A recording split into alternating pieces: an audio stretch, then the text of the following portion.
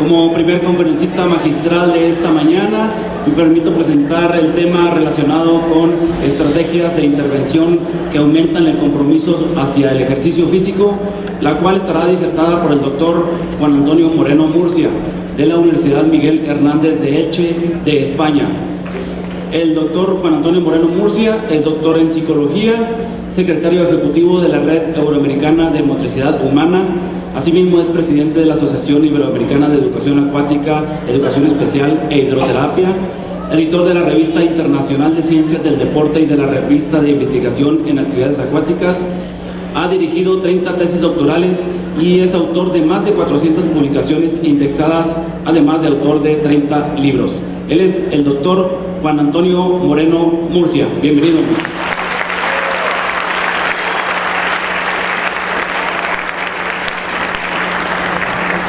Buenos días a todos y a todas. En principio, muchas gracias por ser puntuales y comenzar este nuevo congreso aquí en Chihuahua con todos vosotros. Como este escenario es un poco, digamos, apretado para mí a la hora de comunicar, yo voy a coger el micro y me voy a adelantar hacia vosotros y voy a intentar estar un poco más próximo, porque así evito los focos, porque no os veo si me coloco detrás del atrio, y aquí ya os veo absolutamente a todos. Bueno, reitero, muchas gracias a todos, estudiantes, profesores, compañeros de otras universidades, compañeros de la UACH, compañeros de la REN. Estamos encantados de poder inaugurar este congreso con esta temática en la que pretendemos poder daros una muestra más de lo que la evidencia en estos momentos está mostrando a nivel internacional en cuanto a qué tenemos que realizar aquellos que nos dedicamos a la promoción del ejercicio físico. Yo imagino que todos vosotros y todas vosotras estáis de alguna forma implicados con el deporte. En este deporte donde inicialmente lo que buscamos siempre es buscar dentro de nuestros practicantes un objetivo final, y es esa práctica deportiva que podemos llamarle ejercicio físico, se puede llamar actividad física, se puede llamar deporte, y en este caso, como todo el mundo conoce que la palabra deporte está asociado al ejercicio físico, yo voy a utilizar ese término a lo largo de la conferencia.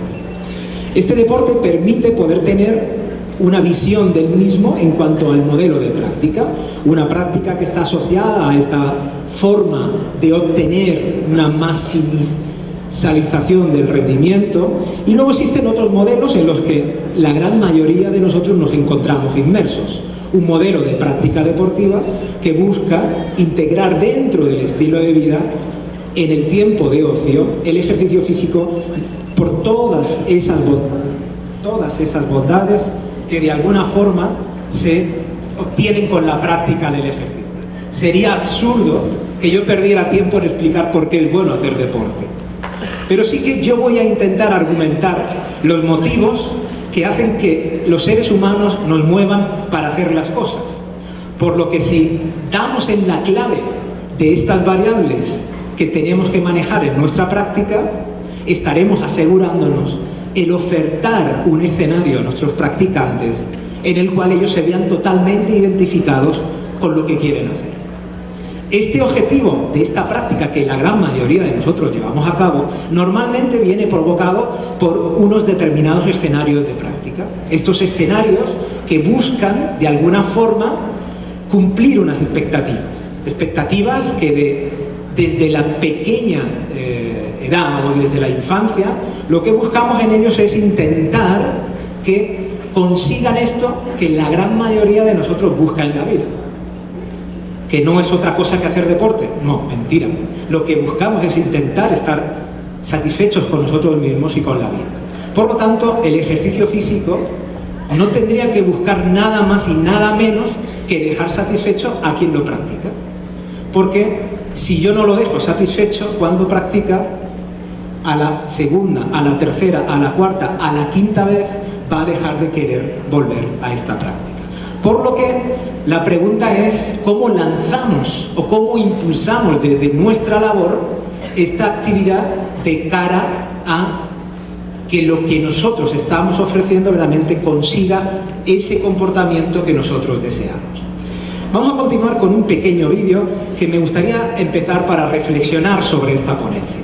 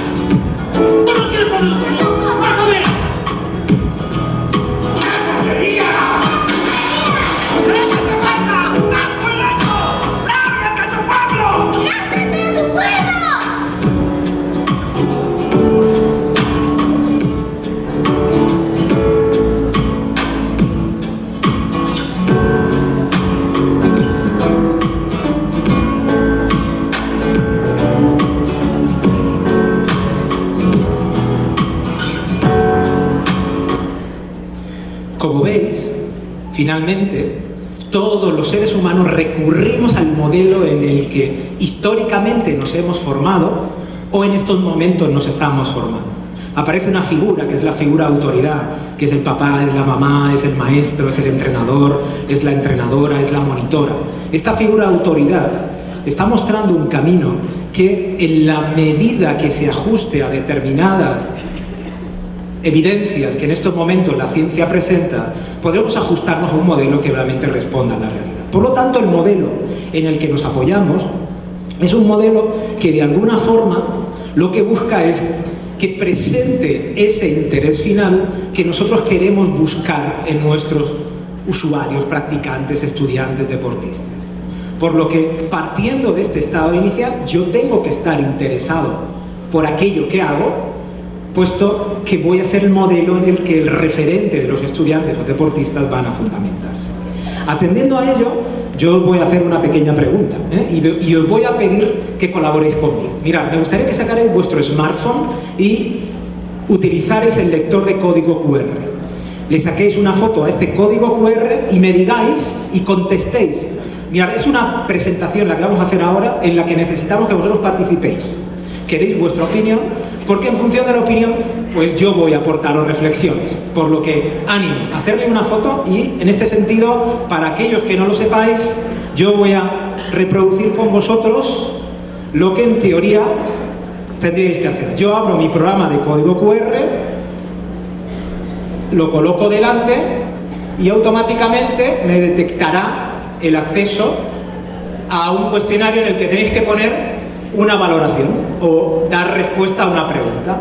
Una vez contestéis, le deis sí o no, tendréis la respuesta inmediata y veréis en el resultado de abajo cuál es el resultado de todos aquellos que estamos votando en estos momentos aquí. ¿Sí? Código QR, le hago la foto y contesto y le doy enviar. ¿Sí? ¿Sí?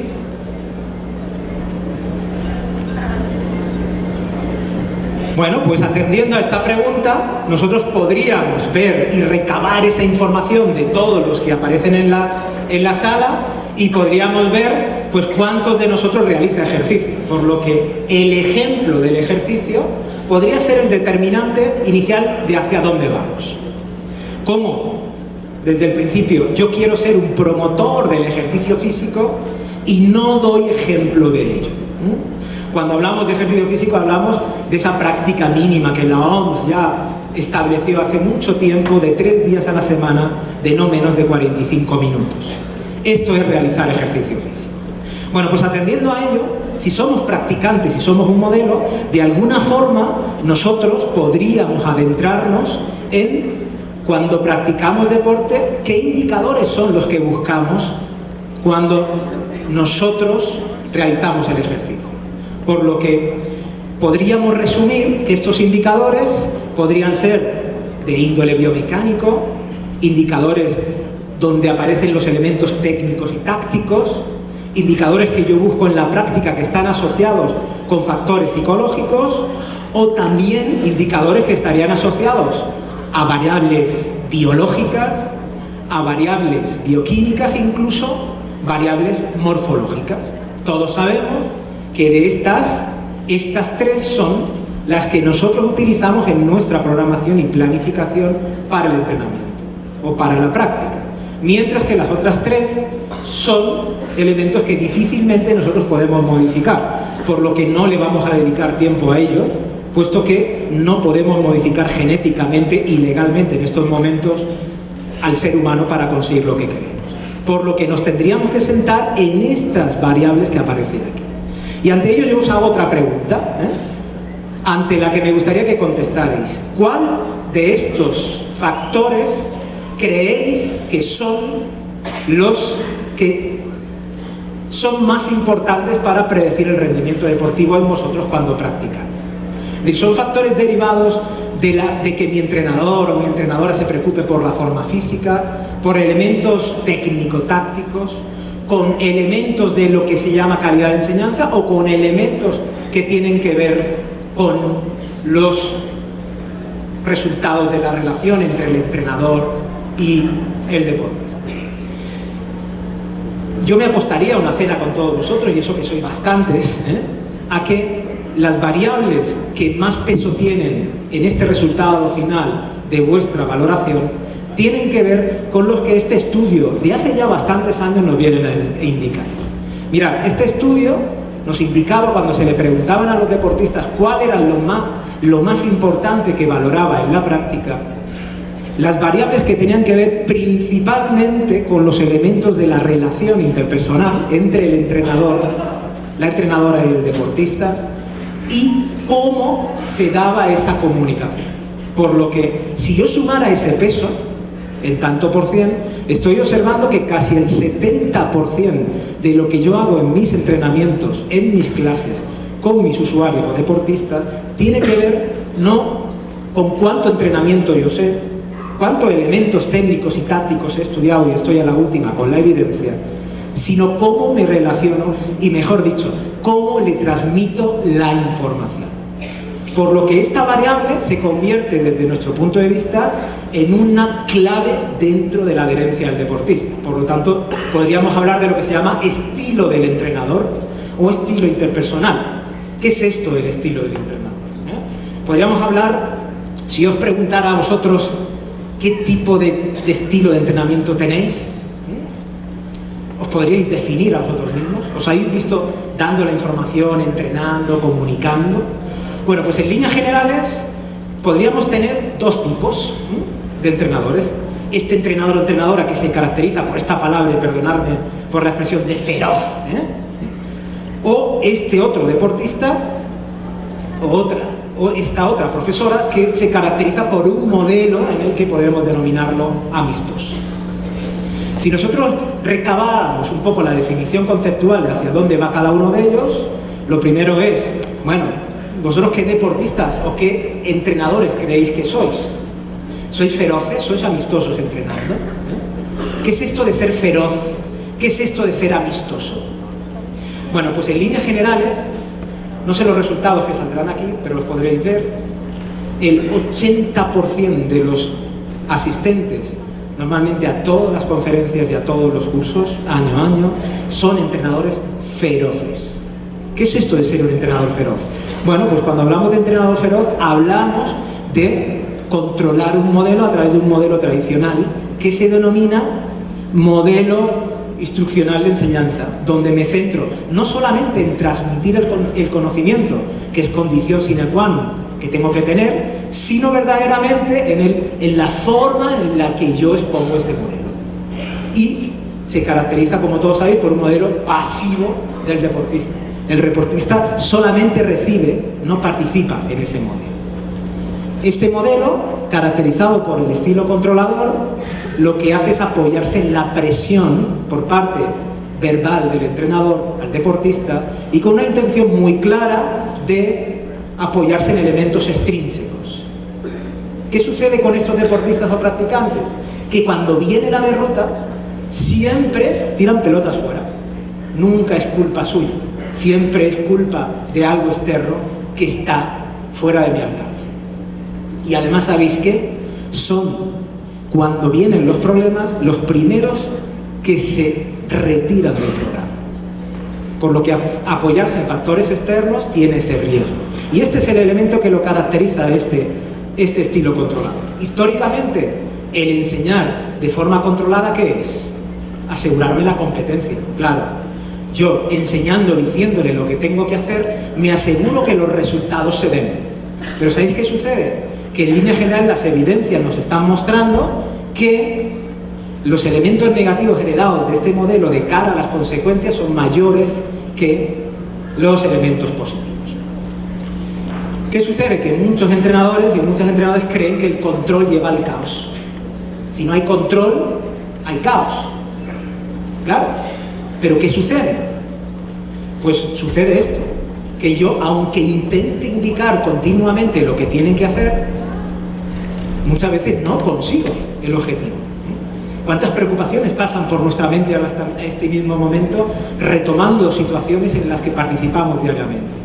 Yo como profesor, si le estoy diciendo lo que tienen que hacer, ¿por qué no lo hacen? El padre o la madre le está diciendo al hijo lo que tienen que hacer, ¿por qué no reproducen ese modelo? Posiblemente pues venga dado y motivado por las características que a continuación presentamos. Parece que un modelo menos controlador ofrece más posibilidades de verme implicado en ello y por lo tanto de verme más adherido y comprometido con ello. Por lo que parece que cuando yo utilizo frente al estilo controlador un estilo autónomo, consigo que se den mejores aprendizajes. Pero ¿sabéis lo importante de esto? Que esto se puede aprender. No es que uno tenga que nacer con un estilo de apoyo a la autonomía o de estilo controlador, sino que se puede aprender a dar autonomía dentro de nuestras aulas. Por lo que el apoyo a la autonomía, ¿qué es? Pues simplemente preocuparse por explicarle a quien tengo delante lo que quiero y justificarle el por qué. Porque esto le va a dar sentido y ser origen de la acción. Esta forma de dar autonomía lo que hace es principalmente apoyarse en un tipo de motivación que tiene que ver con la motivación alejada a esa que hemos dicho anteriormente de la extrínseca, que se llama motivación intrínseca. ¿Y cuál es esa motivación intrínseca? Aquella que me permite disfrutar de lo que yo estoy haciendo. Y hay un principio que vamos a abordar, que yo voy a recordar que es básico en esta presentación, que cuando se dan estas tres necesidades psicológicas básicas, de autonomía, competencia y relación con los demás, vais a conseguir las metas en vuestra vida y vuestros deportistas van a conseguir con vosotros adherirse a ese programa. Por lo que esta clave de programa nos permite centrar el objeto de esta presentación en la motivación. ¿Y qué es la motivación? Pues todos lo sabéis. Hablar en deporte de motivación es complicado, ¿no? O muy fácil, todo lo contrario. El propio deporte es motivacional como tal, pero hay muchos de los que no practican deporte que no lo encuentran motivante. ¿Qué es la motivación? Bueno, pues todos sabéis, es el compendio de una suma de situaciones, características personales y ambientales que llevan a que finalmente se pueda adherir un comportamiento y encima, además, yo pueda persistir en el intento. Yo pregunto, ¿por qué cuando vemos una chica guapa o un chico guapo, yo intento persistir en el intento de conocerlo? ¿Por qué cuando se da esta situación, hasta que no lo consigo, sigo persistiendo? Porque hay un interés en lo que estoy observando que de alguna forma ha entrado en la motivación que me mueve. Bueno, pues vamos a ver cómo manejamos esta motivación con el ser humano. Esta motivación hace que de alguna forma nos mueva a practicar. Entonces, ¿cuáles son los motivos que nos mueven a practicar? Hay una serie de motivos que nosotros utilizamos para practicar. Por ejemplo, nosotros practicamos principalmente por un motivo que tiene que ver por el de la competencia. Y cuando hablo de competencia estamos hablando de ese modelo de comparación social y autorreferencial, que es sentirme competente consiguiendo mis rendimientos.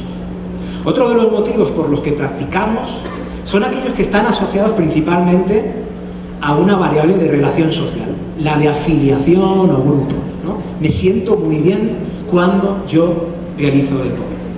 Además, uno de los que inunda en estos momentos nuestra sociedad tiene que ver principalmente con el cuidado del culto al cuerpo, ¿no? Mi apariencia. Esto en estos momentos se asocia con un concepto muy claro y que se llama sobrepeso, se llama obesidad. Además, otro de los motivos que nos mueve es ese que tiene que ver principalmente pues, con lo que nos mueve al ser humano en general, encontrarme saludable. ¿Cuál es esa visión saludable? Pues aquella que normalmente también está asociado a una visión de disfrute, donde yo no preciso nada más que realizar lo que estoy practicando. Como veis, estos distintos motivos podrían llevarnos a un conjunto de variables que nosotros tendríamos que meter en un cóctel para combinar la actividad que nuestros usuarios demandan. Bueno, pues atendiendo a la motivación, os pongo aquí un ejemplo solamente de uno de las evidencias que lo demuestran. Existen muchos indicadores ya en la ciencia que nos dicen cuáles son los mejores motivos que mueven a la población a practicar deporte. Y en este artículo lo que hicieron es comprobar en una gran muestra cuáles eran los indicadores que aumentaban a nivel motivacional la frecuencia de práctica, aquello que tenía que ver en cuenta con la duración y con el tipo de ejercicio. Los resultados del estudio mostraron claramente, tanto en hombres como en mujeres, que el tipo de motivación que más explicaba estadísticamente la frecuencia de práctica, las veces que yo voy a entrenar y la duración, era un tipo de motivación que se llama motivación integrada. ¿Esta motivación integrada qué es? Bueno, pues la motivación integrada es este tipo de motivación que está próxima a la motivación intrínseca, que como todos sabéis, la motivación intrínseca es el propio placer por practicar. ¿Cuál es la motivación integrada? Pues aquella que indica que lo que yo estoy realizando lo necesito porque ya en mi estilo de vida el ejercicio físico se ha integrado. Por lo que, como veis, sabiendo que esta es la variable que determina que yo quiera ir a practicar más veces, lo suyo es que en la práctica, de alguna forma, podamos aglutinar esta serie de características de este tipo de motivación. ¿Y cómo se consigue esta motivación intrínseca? Bueno, pues esta motivación intrínseca se consigue en nuestras prácticas utilizando 3 elementos básicos, que son, a mí, si hubiera algo que yo tuviera que destacar a lo largo de la ponencia que tuvierais que recordar, son las 3 necesidades psicológicas básicas, que se llaman autonomía, competencia y relación con los demás. Cuando estas se dan, no solamente en el deporte, sino en cualquier nivel y ambiente en el que nos desarrollamos, familia, escuela, amigos, empresa, economía, religión, nosotros nos vamos a sentir mucho más satisfechos con lo que hacemos y por lo tanto vamos a adherirnos a ese comportamiento que buscamos. ¿Qué es autonomía? Pues autonomía es sentirse el origen de las cosas. Claro, si continuamente el profesor me está diciendo lo que tengo que hacer, difícilmente yo voy a poder ser el origen de las cosas y lo único que voy a hacer es repetir. ¿Qué es competencia? Pues en este caso poder terminar la tarea para cumplir esas expectativas que yo he lanzado al principio. Y para ello lo que necesito es sentirme eficaz practicando la tarea. Os recuerdo ahora esas infinitas situaciones en las que habéis experimentado en la etapa escolar, donde el no buen profesor o profesora de educación física tachaba a los más gordos o más gordas de la clase y de alguna forma evaluaba en función de estas variables y no de su esfuerzo. Esto es lo que tiene que ver con esa percepción de competencia que muchos de nosotros nos hemos quedado cuando hemos experimentado situaciones de este tipo. Por lo que decimos y experimentamos con nuestros estudiantes en el aula es determinante sobre las creencias que ellos van a tener de cara al futuro.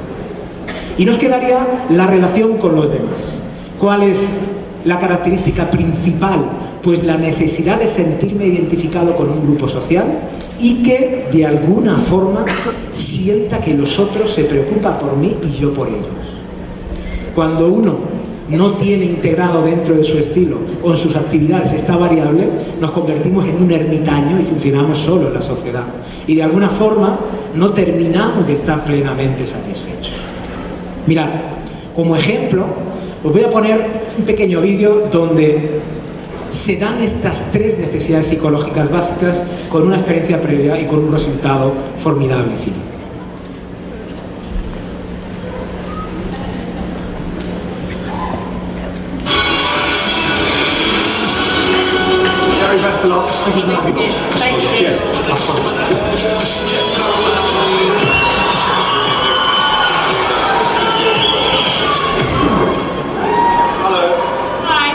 Hi, how are you? I'm fine, thanks. How are you? Good, nice to meet you. What's the act called? Charlotte and Jonathan. Charlotte and Jonathan. Okay. How old are you both? I'm 16, I'm 17. Okay. And you thought the combination would work. Whose idea was it? It was our singing teachers actually. She thought it'd be good to try us out together.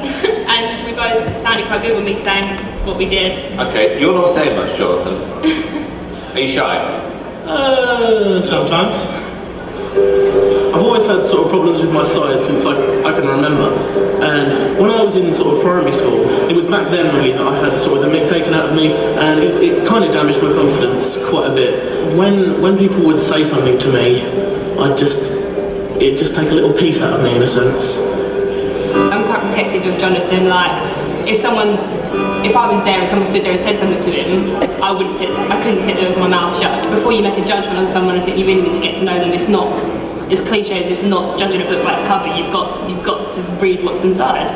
Charlotte's been a really big help for me in terms of confidence and making me a better performer, and I really don't think I'd be going up on stage today if I didn't have Charlotte by my side. And do you think you could win? Yeah, together. Alright, good luck. Thank you. Thank you.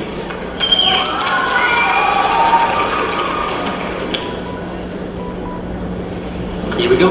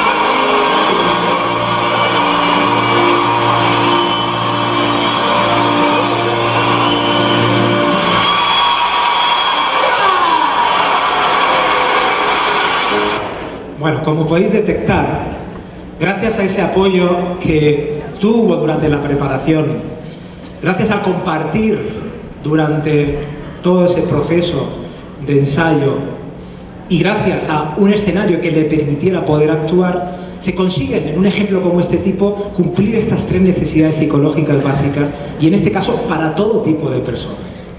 Soy capaz de tomar la decisión, necesito el apoyo de los demás para poderlo conseguir, y además el resultado lo podéis comprobar. Me siento competente y eficaz cuando termino de hacerlo.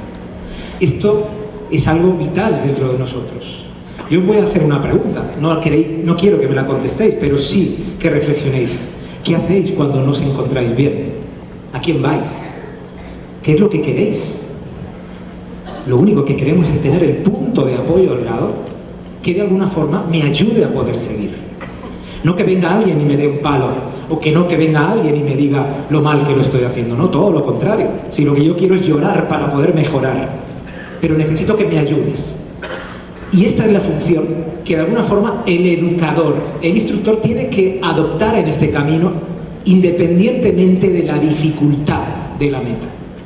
Da lo mismo que estemos hablando de niños, de salud o de rendimiento en el campeonato del mundo. Todos queremos ese punto de apoyo.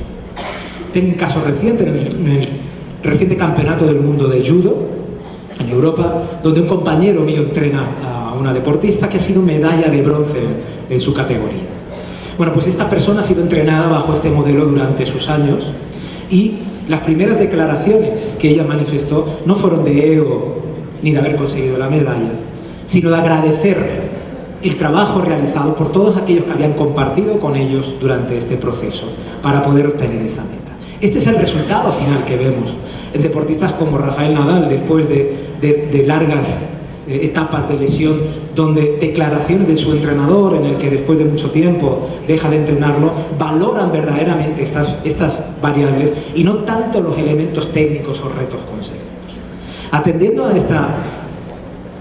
a este escenario, yo considero, y atendiendo a la evidencia, que es necesario generar un escenario dentro de nuestra práctica que genere confianza. ¿Y cómo se genera esa confianza? ¿Cómo hacemos que se sientan seguros nuestros deportistas y nosotros nos sintamos seguros? Imaginaros, yo no sé cuánta gente estaremos aquí, pero no menos de 1.500 personas, ¿no? Aproximadamente.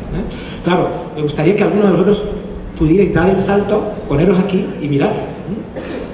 Claro, cualquiera que no estuviera habituado y no tuviera un escenario de confianza, esto es un escenario que te hace ponerte a llorar y a temblar. Por lo que genera un escenario de confianza va a permitir que esto, de alguna forma, te identifique con aquello que estás haciendo. ¿Y cómo hacemos para generar escenarios de confianza? Pues ya sabéis, este escenario de confianza normalmente, y ya la neurociencia nos lo viene diciendo en estos últimos años, viene marcado por las emociones. Cómo gestionamos las emociones y cómo esto nos lleva a sentirnos bien con lo que hacemos y con lo que somos.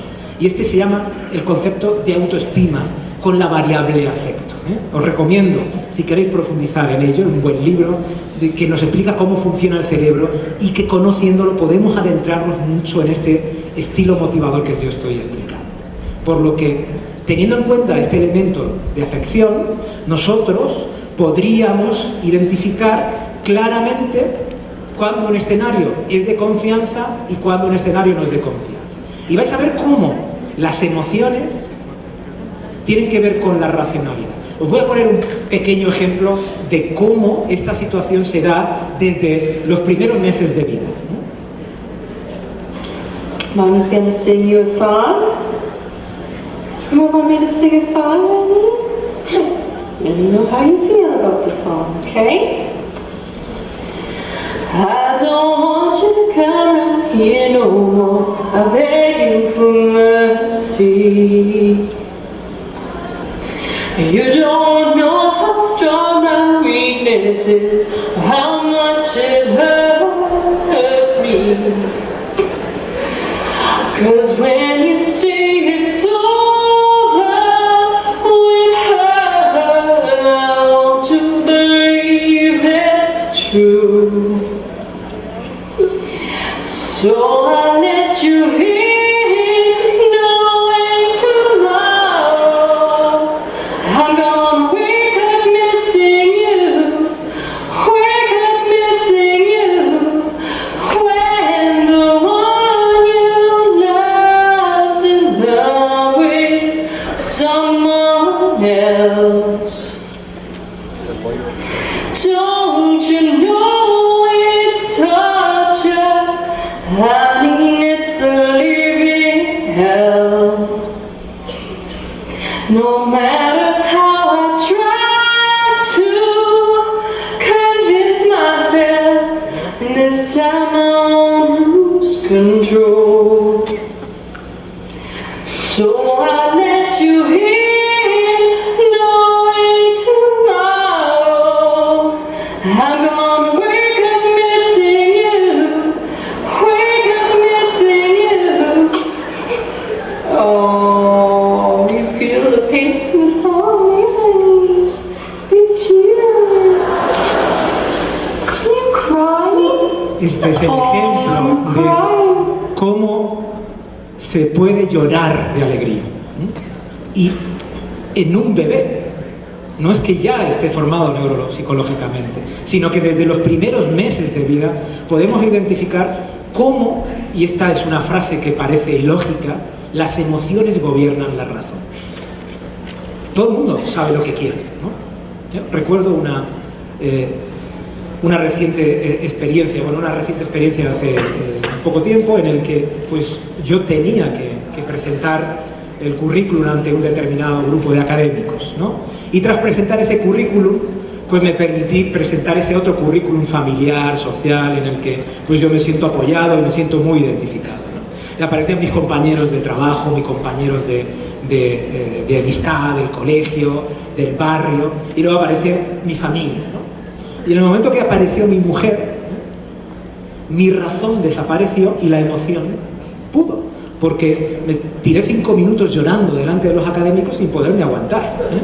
Menos mal que eran amigos los académicos y no me suspendieron, pero yo no pude regular la emoción porque el poder, en este caso, nunca mejor dicho, de mi mujer sobre mí es total, en este caso. El amor que nos deparamos hizo que de alguna forma fluyera en mí ese estado.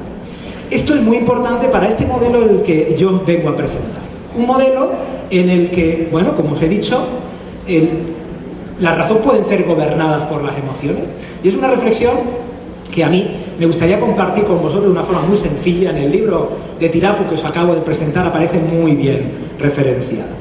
¿Qué sucede? Pues sabéis que la razón normalmente la tenemos concentrada en la zona prefrontal, mientras que las emociones la tenemos en la parte posterior, todo gestionado a través del sistema límbico, y donde en el encéfalo, cerebelo, pues se gestiona de alguna forma.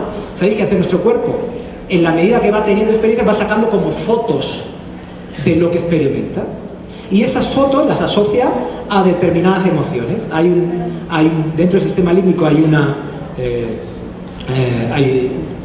sitio que se denomina amígdala, que lo que hace es filtrar esas experiencias y nos dice que si esa experiencia es positiva y es agradable, de alguna forma yo la tiendo a repetir.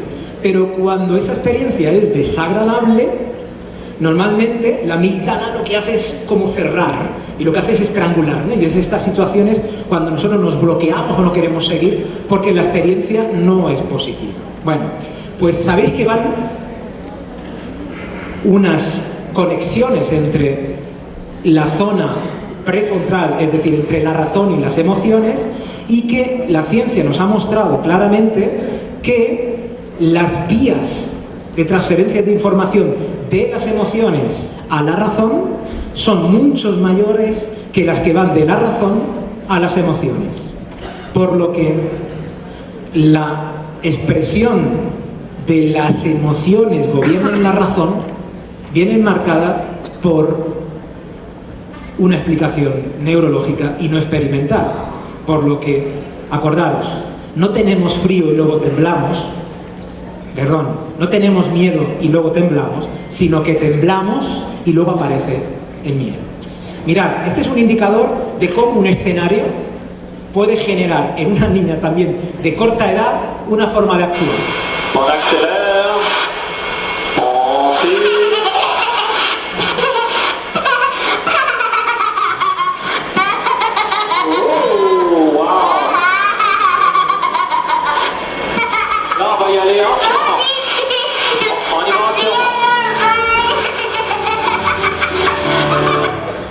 bueno, cualquiera de nosotros estaría ahí vomitando, dando una vuelta, imposible de soportar, pero el escenario era de tal confianza, no es que iba seria, sino que encima se divertía, porque su padre le había hecho unos loopings con la avioneta y de alguna forma le había hecho ver que es un escenario donde ella puede estar segura incluso en una situación de dificultad. Esta situación emocional lo que hace es confirmarnos que en nuestra vida la confianza en ese escenario me va a poder permitir disfrutar de lo que yo voy a experimentar. Por lo que para que yo disfrute tiene que darse un ambiente donde me sienta cómodo, agradable y con disposición a poder actuar. Si yo estoy mediatizado va a ser difícil que yo pueda disfrutar. Asociado a este disfrute, como sabéis, pues normalmente van a una serie de neurotransmisores, y hay un neurotransmisor que se llama dopamina, que lo que hace principalmente es asociarse a la emoción. Si tuviéramos una foto de lo que este neurotransmisor hace, es reclutar o reproducirse cuando se dan situaciones muy agradables y que queremos repetir. Por lo que, como todos sabéis, practicando deporte en un escenario de comodidad se genera mucho este neurotransmisor y se asocia al estado emocional. Por lo que habría una relación directa de escenarios agradables donde yo me sienta cómodo para poder disfrutar con lo que estoy haciendo. Y esto tiene una explicación, como estáis viendo, neuronal, y que de alguna forma nosotros con nuestros escenarios la podemos generar. Por lo que, llegados a este punto y asumiendo lo que las evidencias nos han marcado en la historia, yo voy a sugerir algunas de las estrategias que nosotros hacemos en todos los programas. Mirad, programas de salud, programas de educación física e incluso en programas deportivos de entrenamiento. A todos los niveles, desde las etapas de formación hasta los máximos niveles. No es que nosotros estamos obteniendo buenos resultados y evidenciados con publicaciones, sino que hay miles de evidencias que están marcando este camino de cara a poder conseguir esta transferencia hacia la búsqueda del compromiso con la práctica. Para ello, yo voy a resumir de una forma muy gráfica algunas cosas que nosotros hacemos y cómo las hacemos en la práctica para generar ese comportamiento dentro de nuestro grupo. Yo lo voy a resumir en 10, de una forma, espero que gráfica. Mirad, la primera de ellas es la que tiene que ver con que de alguna forma vuestros deportistas o usuarios puedan enseñar a otros deportistas. Claro, esto es darle la vuelta a la clase. Históricamente, el entrenador o el profesor está expuesto a explicar lo que tienen que hacer los alumnos y no los alumnos lo que tienen que explicar. Bueno, esto no es así literalmente, pero sí que, por ejemplo, imagino que conocéis la técnica del puzzle de Aronson, donde todos, imaginaros, yo tengo una tarea que es enseñar el tiro a canasta, y la descompongo en una serie de partes, que es carrera, bote, salto y lanzamiento. Carrera, bote, salto y lanzamiento. Los desgloso en 4 partes. Organizo la clase en 4 grupos, ellos eligen libremente dónde colocarse y a cada grupo le doy la posibilidad de que elija una de las partes para que se la prepare. Se la preparan y luego estos grupos, uno de cada representante se une con uno de los otros representantes de los otros grupos. Comparten todas las fases y luego al final vuelven otra vez al grupo para que ese representante pueda explicar a sus compañeros todas las partes y al final el proceso quede adquirido sin necesidad de que el profesor lo haya explicado. Bueno, pues esto consiste en hacer partícipes a los deportistas dentro de la enseñanza. 2. La segunda tendría que ver con esto que hemos hablado de lo que es los nutrientes internos, es decir, aquello que me lleva a sentirme identificado con la práctica y por lo tanto, ¿cómo consigo motivar intrínsecamente al deportista? Pues de alguna forma teniendo en cuenta sus intereses. Oye, ¿cómo te encuentras hoy? Tenemos estos 2 entrenamientos, ¿cuál de los 2 te gustaría empezar? De alguna forma los objetivos de hoy podemos cambiarlos por los del viernes, ¿qué te parece? Oye, ¿tienes ¿Hoy cómo te sientes? Mira, estoy cansado y de alguna forma las series que teníamos al final me gustaría retrasarlas para el próximo día. Esto tiene que ver con tener en cuenta los intereses del deportista y de alguna forma no es no dejar de entrenar, pero sí tener en cuenta su opinión para integrarlo dentro del proceso. 3.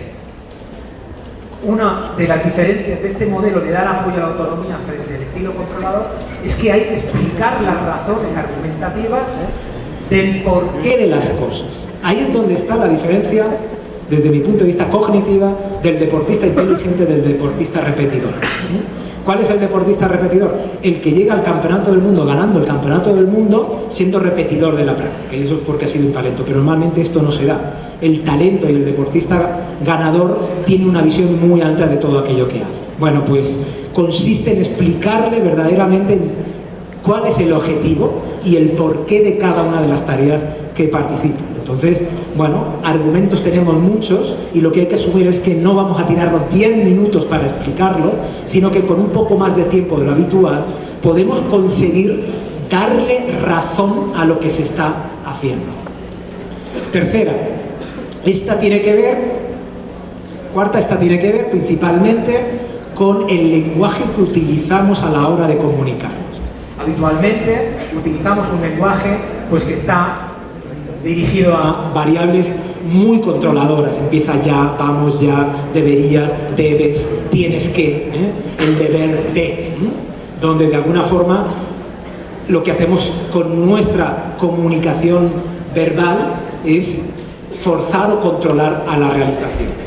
Mientras que la alternativa podría estar marcada por un lenguaje no controlador. ¿Cuál es este lenguaje controlador? Este lenguaje que se transforma no en decir bien cuando no está mal, sino en animar a mejorar lo que no has hecho tan bien de cara a valorar la competencia. Es decir, lo que hacemos es valorar el poco esfuerzo que se haya realizado. Y como sabéis, aquí pues hay una técnica que habitualmente nosotros utilizamos mucho en el deporte, en la educación física, que es la técnica sándwich.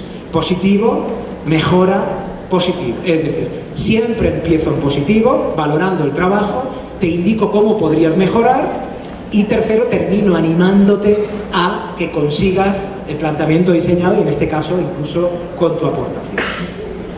La siguiente sería, bueno, pues asumir que el desarrollo biológico dentro de cada uno de nosotros tiene unos tiempos muy parciales y hay que respetar esos tiempos de crecimiento del ser humano, por mucho que el sistema nos obligue a tener que cumplir.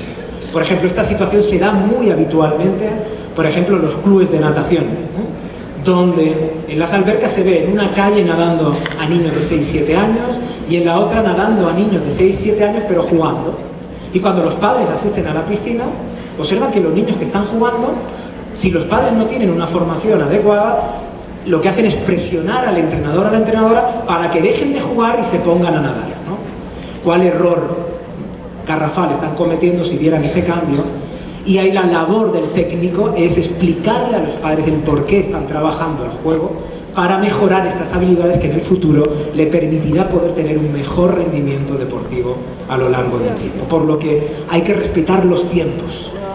Y esto tiene que ver con el crecimiento de los seres humanos y no adelantar las etapas, porque como todos sabéis, el adelantar las etapas queman en muchas ocasiones las futuras y no nos permite desarrollarnos íntegramente. La sexta sería asumir que el deportista no puede decir que no le gusta lo que estamos haciendo, ¿no? Igual que vosotros me podríais decir que no os gusta lo que yo estoy presentando. Por lo que habría que asumir en esta digamos, participación, expresiones de este tipo en las que estamos habituados, cuando recibimos del usuario comentarios o del estudiante comentarios de que no le gusta lo que estamos haciendo y nosotros forzamos con deja ya de tonterías y ponte a trabajar, que es lo importante. Y de alguna forma lo que tendríamos que hacer es reconstruir estas situaciones. Imaginaros que tenemos, bueno, pues un estudiante o un grupo de estudiantes que nos comentan algo relativo a lo que nosotros estamos presentando. Lo que habría que adoptar es reconocer y aceptar aquello que nos dicen siempre y cuando sea razonable y de alguna forma darle significado a lo que vamos a hacer con un mayor argumento explicativo. Imaginaros que el usuario nos viene a pedir en el programa de aeróbic que pongamos una música que a ellos les gusta. Y nosotros le decimos, no, deja, que ya mi música ya la tengo preparada. Bueno, pues tener en cuenta el incluir la música dentro del programa nos va a permitir, de alguna forma, poder tener en cuenta al usuario dentro de la programación general. Como séptima, asumimos que dentro de la aplicación de estrategias de este tipo habrá que adoptar una progresión. Lo que pasa es que yo no os puedo dar una solución inicial porque dependería del caso particular en el que se encuentran cada uno de los deportistas y los usuarios. Pero sí asumimos que habría que empezar con situaciones no muy complejas, es decir, pasar de lo simple a situaciones más complejas de apoyo o de estilo interpersonal de apoyo al autónomo. Yo utilizaría y os animo a incluir las redes sociales y las nuevas tecnologías dentro de vuestros entrenamientos, dentro de la comunicación con vuestros usuarios y dentro del trabajo con vuestros estudiantes. No podemos negar la realidad. Cuando los estudiantes viven, mejor dicho, vivimos a través de la conexión y el móvil. ¿Por qué no utilizar los recursos que tenemos para tener en cuenta a nuestros usuarios en el programa? Como nosotros también lo que haríamos es cargar de responsabilidad en el programa a los usuarios de cara a llevar a cabo actividades en las que ellos tengan que participar, lo que hacemos es intentar promover actividades donde los impliquemos en el desarrollo de las tareas. Por ejemplo, una situación básica a la que estamos expuestos y que ya está muy demostrada es el aprendizaje basado en problemas, donde de alguna forma lo que hacemos es cargar de responsabilidad personal y social al grupo para que la consecuencia pueda obtenerse no solamente como fruto de uno, sino de la colaboración de varios para terminar con el objetivo final. Y como décima, pues pondríamos como ejemplo una de las más sencillas y que sería por la que yo empezaría, y es la posibilidad de poder dar la elección de elegir. Simplemente elegir, dejar al deportista que pueda elegir algún día, o varios días, o todos los días, actividades en las cuales yo los pongo a trabajar. Y os pongo un ejemplo. Imaginaros que yo tengo que trabajar el recto del abdomen realizando un determinado ejercicio. Bueno, pues yo tengo que hacer 300 abdominales y esas 300 abdominales lo que puedo darle es una variedad de situaciones diferentes que él puede elegir para llegar a conseguirlas. No le estoy diciendo exactamente cómo tiene que realizarlas, sino le doy varias posibilidades de elección donde él selecciona cada una de ellas ajustándose a ella de forma personal y tomando una decisión importante que es la que buscamos con un modelo de este tipo, que es ser el origen de la acción. Porque ser el origen de la acción es el reto a la que la educación se enfrenta día a día. No sirve de nada que nuestra sociedad saque a estudiantes con un sobresaliente o con un 10 sin que sean capaces de tomar decisiones. Necesitamos que nuestras actividades estén cargadas de toma de decisiones y por lo tanto necesitamos que los propios deportistas y estudiantes entiendan aquello que hacen para poder tomar una decisión cuando llegue el momento complejo. Por lo tanto, recuerdo las 3 necesidades psicológicas básicas: autonomía, competencia, sentirme satisfecho a nivel del resultado de la tarea, donde no solamente valoro el resultado, sino que valoro sobre todo el proceso. Es decir, que planteemos tareas a nuestros deportistas que sean capaces de realizarlas. No puede ser que del 100% de las tareas que yo planteo, el 80% no puedan ser realizados por nuestro grupo. Y la tercera y no más importante es aquella que tiene que ver con plantear actividades donde tenga en cuenta lo que busca esta sociedad, que es desarrollar una conducta donde tengamos en cuenta a los otros y colaboremos con los otros para conseguir nuestras metas. Estas 3 necesidades psicológicas básicas no las vengo a descubrir yo, ya están evidenciadas desde hace mucho tiempo, pero no están muy incluidas en los programas pedagógicos. Habitualmente se prima dentro de la práctica deportiva los elementos biológicos, los elementos técnicos, los elementos que tienen que ver con las habilidades. Pero poco sentido tiene dedicarme a entrenar los elementos técnicos si no tengo deportistas para qué entrenar. Por lo que necesito preocuparme por ellos, ofrecerle un escenario que permita que se vean identificados y que se sientan motivados para llegar día a día. Ahí tenéis mi blog dentro de la universidad a la que pertenezco, donde podéis descargaros toda la producción, la gran mayoría de ellas de forma gratuita. Ahí tenéis algunas de las transferencias sociales que publicamos en libros después de las evidencias y que permiten el que yo venga aquí a contar este trabajo gracias al trabajo que muchos de mis compañeros y compañeras llevan haciendo durante mucho tiempo y el cual compartimos a través de nuestras universidades y en este caso con el trabajo también de la red, entre las que la Universidad de Chihuahua está incluida. No me gustaría terminar sin mostraros una última reflexión en este sentido y que espero que sea consecuente con lo que yo acabo de decir.